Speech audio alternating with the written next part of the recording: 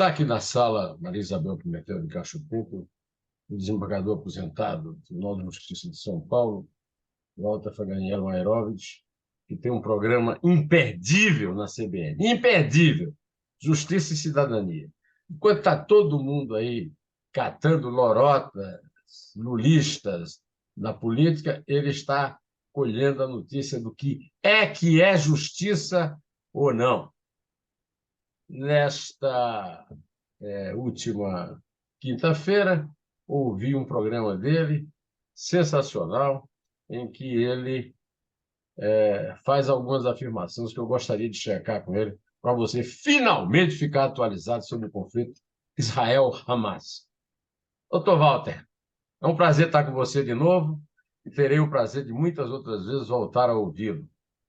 Então, quer dizer que o Hamas está longe de ser derrotado, é?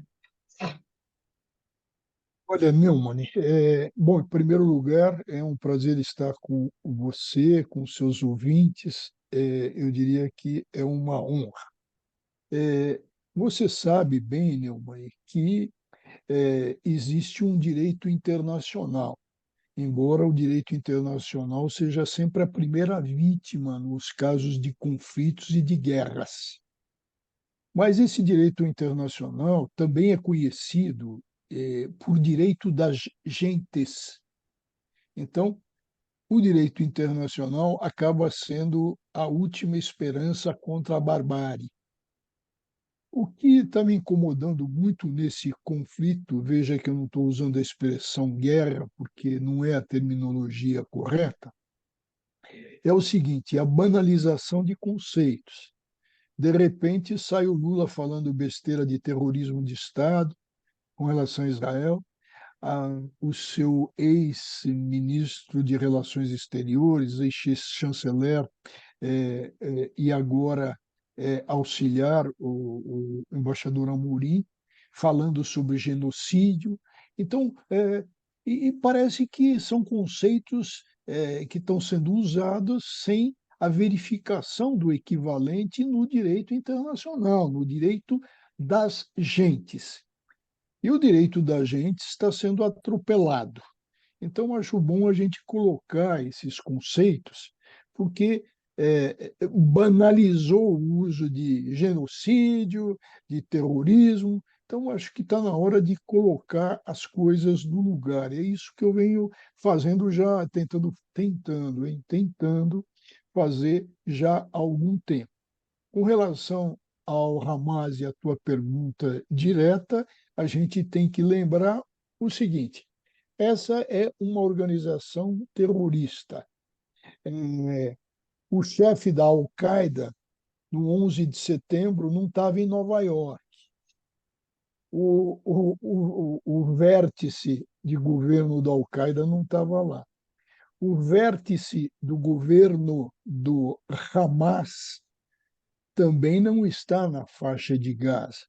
Nós sabemos que o seu líder, por exemplo, ele morou na Turquia e foi expulso da Turquia pelo Erdogan, mas ele foi morar em outro lugar. Ele foi para o Catar, mora em Doha, e a cúpula toda não está. E o que eu quero dizer com isso é que o Hamas não morre, o Hamas vai ficar vivo. A ideologia do Hamas vai permanecer e ele vai, ainda que perca toda a sua os seus combatentes de luta armada, é o braço dele armado, ele vai sobreviver.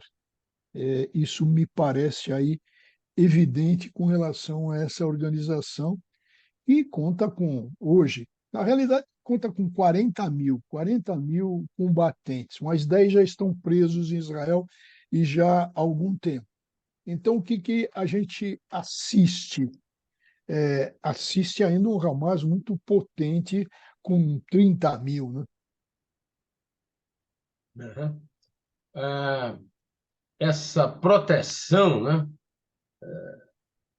do Hamas pelo Catar, isso não tem jeito de resolver, né? Quer dizer, mesmo que Isabel varra o Hamas da faixa de Gaza, ele continuará atormentando o mundo e não Israel. E isso parece que o Celso Amorim não contou para a Janja nem para o Lula, né?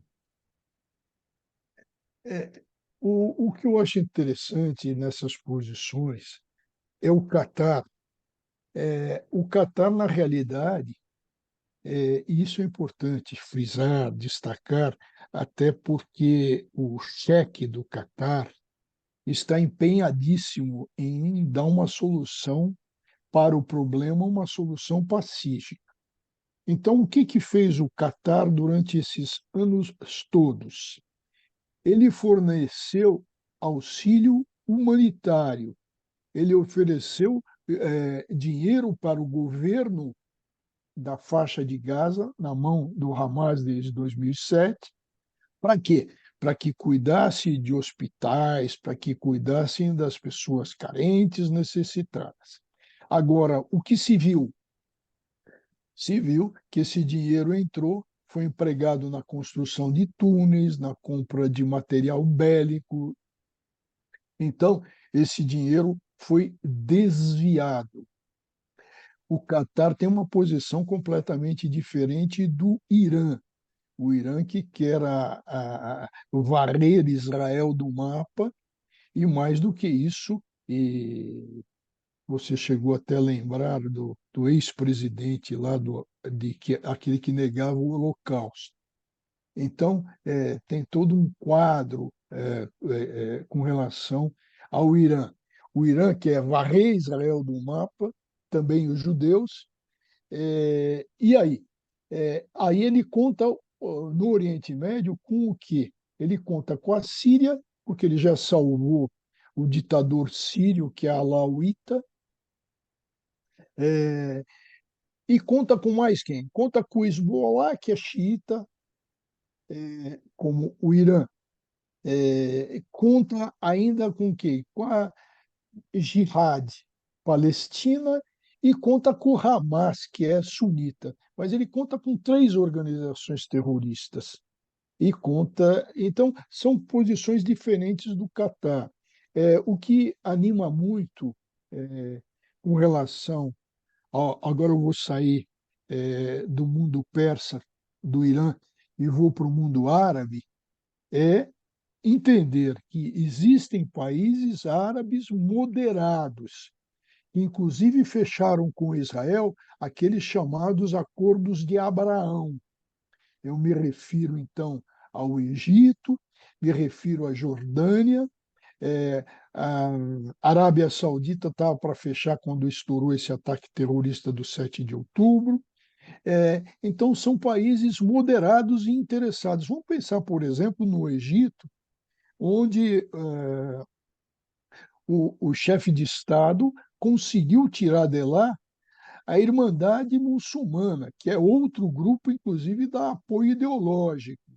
É, então, eles não querem. A Jordânia também não quer terrorismo no seu território, a Jordânia precisa pisar em ovos, porque, atenção, 70% da população da Jordânia são palestinos. Então, o rei da Jordânia pisa em ovos. Então, existe por parte de países árabes moderados um objetivo do quê? De pacificar a região. E mais do que isso, eles falam abertamente naquilo que vem de 47, que depois passa pelo Acordo de Oslo de 93, ou seja, dois estados para dois povos. Agora, se a gente falou isso, nós temos que ver também a situação em Israel. A situação em Israel não tem terrorismo, não é um terrorismo de Estado praticado, também não é genocídio, É está porque, longe disso. porque É, pelo que eu entendi na sua Justiça e Cidadania, o senhor explicou que Israel tem o direito internacional de reagir ao atentado terrorista. Não é uma lei do talião, é um com direito moderação, é, internacional. é, É isso? com moderação, é a legítima defesa. você é atacado, existe a defesa. Agora, o que está acontecendo com relação a Israel é a desproporcionalidade. Você não pode exercitar uma legítima defesa colocando em risco a população civil da maneira como vem ocorrendo.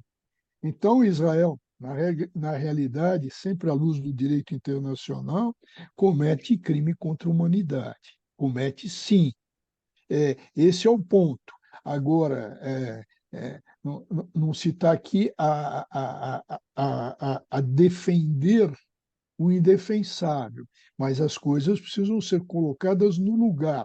Nós temos hoje em Israel, e eu lembraria, como tenho colocado nos meus artigos do UOL, o meu Mairovich é hebreu,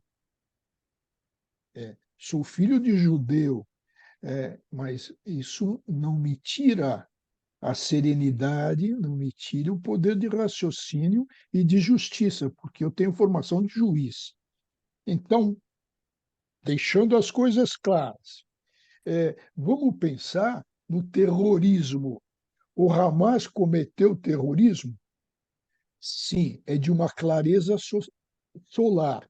O que é o terrorismo à luz do direito internacional?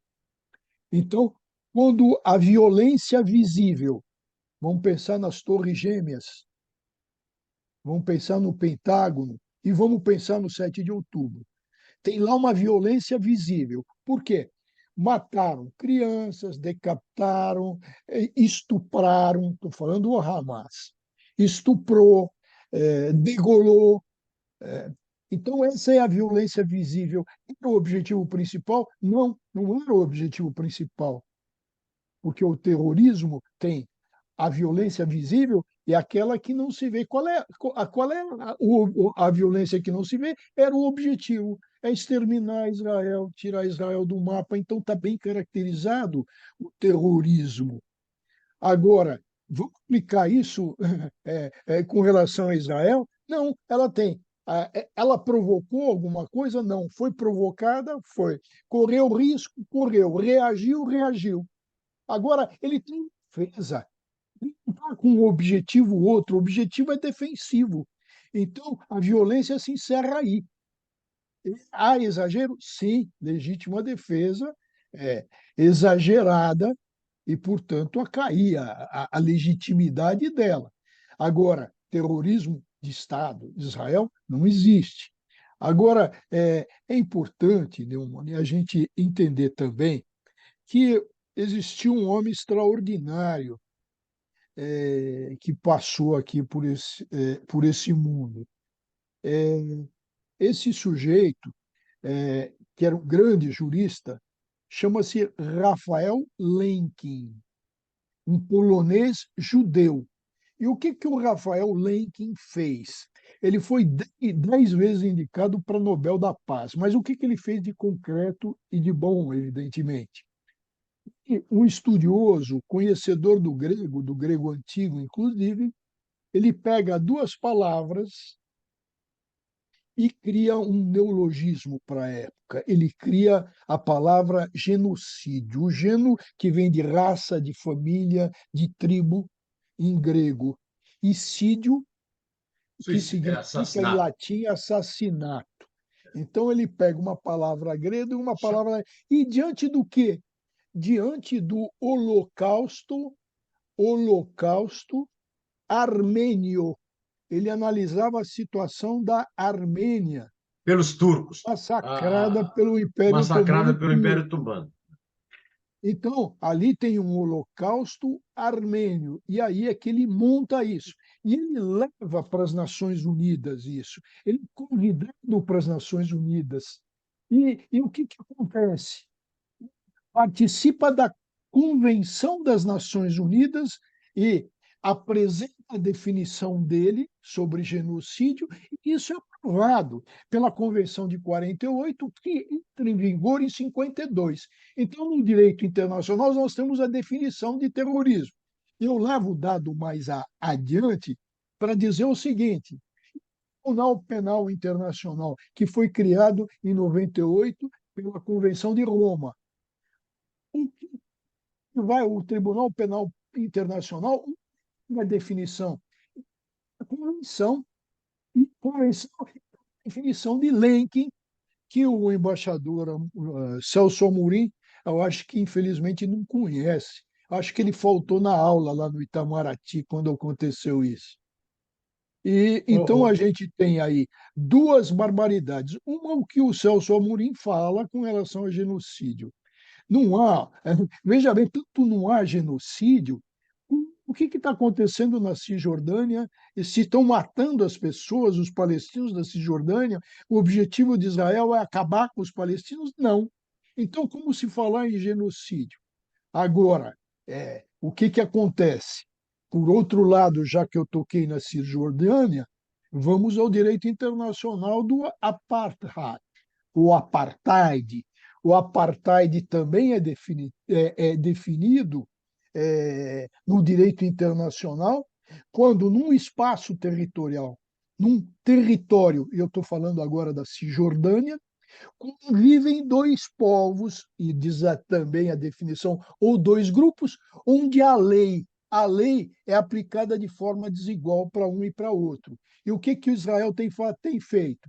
No governo Bibi, que é mantido pela ultradireita e pelos supremacistas do Partido Radical de Direita de Israel. O que está acontecendo ali? Os colonos estão sendo expulsos. Então, a expressão é forte, mas é essa mesmo. Eu não estou aqui para fazer média. Está havendo o quê? Entre aspas, vamos usar a expressão brasileira agora. Está havendo grilagem na Cisjordânia. Israel está se apropriando, está se apossando de terra que não é dele. Então, nesse governo de Netanyahu, o rei que apareceu, o rei Bibi da capa do Economist. E, então, o que é importante disso tudo? São os conceitos do direito internacional. Conceito, Lula, embaixador Amorim, sempre respeitosamente, não se vai buscar conceito no bar da esquina. E no bar da esquina é que se fala em genocídio, em terrorismo, porque não há compromisso algum. Nós estamos falando de coisa séria, de direito internacional, melhor chamado, atenção, melhor chamado de direito das gentes. doutor Walter Maierovitch, me conte uma coisa. E como é que entra aí, que foi inclusive o motivo da nossa entrevista, o nosso, o nosso ex-premier britânico, Tony Blair? Olha, ele vai ter dificuldades. O nome dele não caiu aí do céu, tá? Mas o Bibi Netanyahu tirou da cartola esse nome. Diante do que? Do todo um cenário. O direito internacional acompanha esse cenário. É por isso que estudiosos, operadores do direito internacional e especialistas, eu não sou um especialista no direito internacional, sou meramente um operador. É, por participar de encontros e encontros inclusive nas Nações Unidas. Mas o que aconteceu? Aconteceu o seguinte: se começou que Ramá já perdeu o conflito, aqueles especializados em geoestratégia militar já dão esse conflito como perdido pelo Hamas. Então se começou a pensar, Neumann, desde a semana passada, e o secretário de Estado Blinken, norte-americano, foi para Israel, passou pelos países árabes, se começou a costurar um day after, o dia seguinte depois do fim do conflito. O que se vai fazer com aquilo? E aí o Bibi Netanyahu já falou, apertado pela direita, né? Ele faz esse jogo porque ele quer se manter no poder. Apertado pela direita, o que ele disse? Ele disse: não, Israel vai entrar em Gaza, já está em Gaza, e por tempo indeterminado. E aí foi a primeira trombada com o Biden nessa última semana, né? Não. Então se buscou uma solução. Qual a solução? A solução primeira foi colocar a autoridade palestina. o Abu Mazen, o Abbas. Então, e disso o Blinken, o secretário de Estado, olha, a Palestina é uma só. Hoje ela está dividida em Cisjordânia, faixa E de Gaza. Gaza e Jerusalém Leste, mas é uma coisa só. E a necessidade de se criar um Estado palestino em cima disso. E quem é a autoridade palestina? É o Abu Mazen. Mas o que acontece com ele? É impopular, ele não chama para as eleições porque ele sabe que vai perder. E o Hamas já espalhou, e se sabe entre palestinos, ele foi carimbado como corrupto. Por quê? Porque para o Hamas ele é vendido para Israel, algo que não se aprova, mas se há esse tipo de calúnia, de injúria, de difamação, então, mas se viu que ele não era a pessoa adequada, não é a pessoa adequada.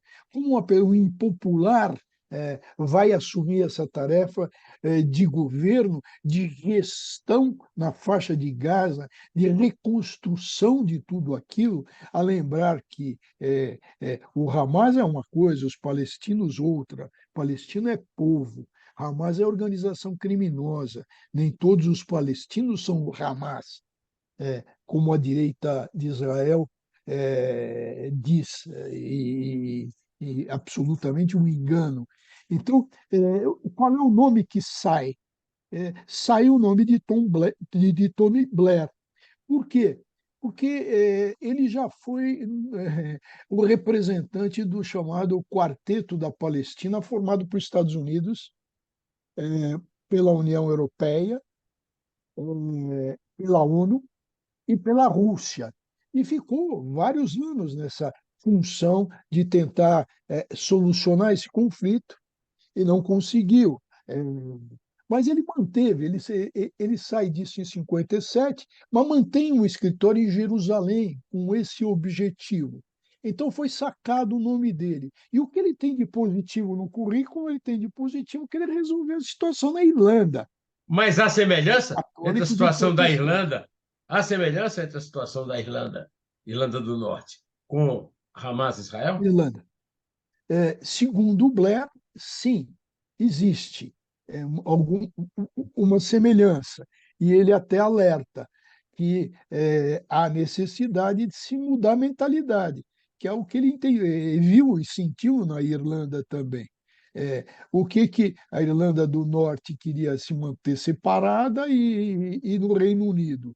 E a Irlanda não queria isso. Uma protestante, a Irlanda, outra católica. Então, toda essa confusão, existe também esse lado do Hamas como um grupo também muito firme, embora sunita, e tem apoio xiita do Irã, Dos xiitas do Irã. e não sei como se conseguiu isso, mas é o real, mas é uma organização que se diz também baseada nos princípios do islamismo, o que é falso, porque o Islã está entre as três religiões monoteístas. O Islã não prega a violência, não prega a morte, que a gente viu essas coisas bárbaras que o Hamas comete. O doutor Walter, e onde é que entra nisso a lembrança agora com a entrada do Lula inventando o Estado terrorista, o episódio Cesare Battisti? Olha, simplesmente porque o Lula viveu o regime militar, a ditadura militar, que é, era um regime de terrorismo de Estado. Aí sim, o Estado praticando o terror aqui dentro de um próprio território Brasil. Ele viveu isso. Aí ele passa pelo governo e encara um episódio é, de alguém que tentou, na Itália, a imposição de uma ditadura de proletariado. O partido dele, a organização dele era Proletários Armados para o Comunismo. Então, matando, usando o quê? A mesma coisa que o Hamas fez, matando civis inocentes e saindo pelas ruas, a comando do Batiste e sob a mira da sua metralhadora, atirando nas pernas, atenção, nas pernas de operários, porque eles não queriam os operários trabalhando. Então, eles queriam gerar um medo para o operário não ir trabalhar, e atirando nas pernas, a gambetização. Como é que chama mesmo? Gambete. Como é que é gambete? Gambetizzare, gambetizzare, de gamba, de perna. Então, dentro de tudo isso, pluriassassino também. E o Lula o que que fez? Censou, deu a extradição, e glorificou Cesare Battisti, que chega na Itália e faz a primeira coisa, fala, olha, eu tive que mentir para sobreviver. Tem os bobões lá do Brasil que acreditaram. Então eu fui me mantendo. Os bobões do Brasil. Vamos lembrar, Tarso Genro, Eduardo Suplicy, os grandes defensores do herói revolucionário, na verdade, um bandido comum, um assassino. Aliás, esse negócio da perna servia também para identificar o inimigo quando estava andando na rua, né? Sim, sim, eles mancavam depois de recuperados. Mas o que é incrível com relação ao Batista, e isso escreveu muito o Mino Carta em editoriais, e o Mino está longe de ser um sujeito que se pode dizer que de direita, não, é um homem de esquerda consagrado, e nos editoriais, vários deles que escrevemos, em parceria, é, o que, que mostrou muito? Que a esquerda italiana, atenção, bobalhões, a esquerda italiana, bobalhão maior é o Tarso Genro, que não conhece a história da Itália e diz que a Itália era uma ditadura fascista, quando o presidente era socialista. E que não conhecem a história, e o Tarso é Genro, sobrenome italiano, então, como o Suplicy também, Matarazzo. Então, é gente ignorante, Neumann. Os livros antes, veja a história. Então, colocaram o Batista e o Lula entrou nessa história. Entrou e, depois de um tempo, disse, não, ele entrou para prestigiar o então ministro dele da Justiça, o Tarso Genro. Não, entrou, deu o ato, é, de não cumprimento da decisão do Supremo, porque a ele cabia a última palavra, o Supremo tinha decidido pela extradição. Teve a cumplicidade do Supremo, que passou a decisão para ele, e Sim, também o fato, né, de que o Batiste era do Partido Socialista Francês, que incorporou o Partido Trotskista, e houve um pedido daquela mulher, da a filha de escritora. um, filha de um, não, filha de um Ah, sim, da sim, do Andrade cantor. Gutierrez, que levou a filha do Lula para estudar. A filha do Lula, né, que hoje mora, se não me engano, em São Lourenço, no Grande Rio, foi estudar em Paris na casa dessa senhora, Marília, né, que era casada com o outro marido da Marta Suplicy, que se dizia francês, mas era argentino, né? Então houve toda Verdade. essa compadreada. Na realidade, existe a esquerda séria, a esquerda decente, mas existe o gauche caviar, né? A esquerda do caviar. São vários que estão nessa posição.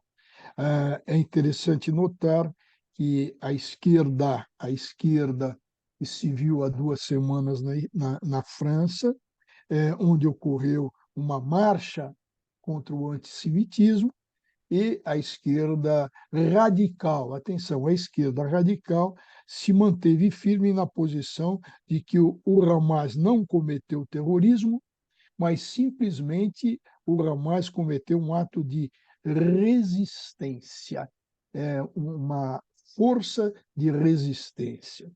Então, disso tudo, o presidente da França, que tem a veia da egolatria, como tem o Lula, são dois ególatras, o que que ele fez? Imediatamente ele deu um recuo depois de apoiar Israel e falou: não, não, mas o que está acontecendo lá são atos que estão atingindo a população civil, e de repente, quando ele se afasta e toma uma posição, é uma posição que efetivamente era correta, ou seja, de protestar contra a morte de civis na faixa de Gaza, mas o que que ele faz? Ele liga para o Netanyahu para dizer que, olha, eu não disse que Israel não tem o direito de defesa, eu só disse que essa defesa é legítima. Então, quer dizer, não tem nem vergonha na cara, né? Em E, compensação, em compensação, imagine com em compensação, a Alemanha tem sido firme, certo? Porque tem uma história, porque teve Hitler, 6 milhões de judeus mortos no Holocausto, conhece isso na pele. e a França também tem uma história. A França colaboracionista do nazismo, a Sim, Espanha senhor. da República de Vichy e do traidor, o general Philippe Pétain. Herói Então, de guerra e traidor da França. é, e que teve a pena comutada pelo De Gaulle, porque ele foi condenado à execução por traição à pátria. E, em razão da idade dele, o De Gaulle comutou isso para prisão perpétua. Então, nós tivemos campos de concentração de judeus na França, não de extermínio, hein? Mas de concentração. Então, nós temos toda uma França que reagiu, nós tivemos como na Itália, os partigiani, os partidários da liberdade, tivemos também na França. Mas a França tem também essa Essa mancha, nódoa na essa história, nódoa. né? É. Mas, doutor Walter, nosso tempo está acabando. E eu queria uma posição sua, então, sobre a consequência dessas viagens. Aliás, eu sempre me perguntei o que é que vai fazer uma pessoa para a Palestina e depois o governo tem a obrigação de trazer de volta para cá. Mas isso aí, vão dizer que eu sou desumano e tal. Eu quero saber o seguinte: o que é que o senhor acha, para nós encerrarmos nossa conversa tão instrutiva e, sobretudo, baseado no direito das gentes, né, como o senhor disse, né, dessa candidata, depois disso tudo que aconteceu, o Brasil não foi convidado para participar da reunião das famílias dos reféns, que são a maior evidência do terrorismo, manter refém inocente, né? Mas agora o Brasil vai lançar a esquerda brasileira, a esquerda que glorificou como grande escritor Cesare Battisti, o aleijador de operário, vai estar lançando aí, e eu queria saber se o senhor está disposto a assinar uma adesão à candidatura do Luiz Inácio Lula da Silva a Prêmio Nobel da Paz. É, bom, como todo mundo sabe, eu tenho uma formação de esquerda, mas de esquerda democrática, ligada ao humanismo. Daí essas minhas preocupações.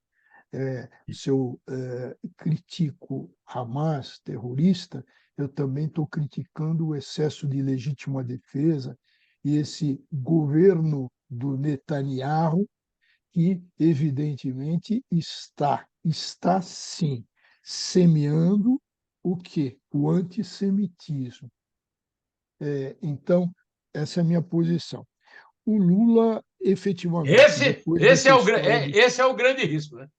A volta o antissemitismo está bastante estimulado, tanto pelo Hamas, Lula, pelo heroísmo, quanto pela posição errada, como o professor Walter disse, do Netanyahu a respeito. Aliás, eu quero lembrar que o Netanyahu devia conhecer a história do grande filósofo inglês Isaiah Berlin, judeu, que no hotel King David, em Jerusalém, recusou-se a apertar a mão de Menachem Begin, porque disse: eu não vou apertar a mão de um cara que chefiou um ataque terrorista a este hotel, onde morreram 300 e tantas pessoas. E será que o Netanyahu não sabe disso? Lula e Celso Amorim, então, nem pensaram. Mas diga, o senhor estava. Eu interrompi o senhor. mas Diga aí. evidentemente não assino nada com relação ao Lula. Aliás, votei no Lula, evidentemente não tinha outro caminho, vou usar uma imagem tapando o nariz. Não dá. Essa egolatria do Lula.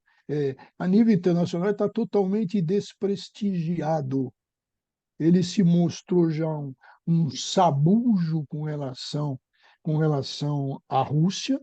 Veja o pronunciamento, como pode ser candidato ao Nobel da Paz, um sujeito que, na guerra, agora eu falo em guerra, decorrente da invasão da Ucrânia pelos russos, e ele se pôs e fala que os dois lados estão equivocados e legitima a invasão. Que Nobel da Paz? Nobel da Paz, mas não dá, né? É isso aí.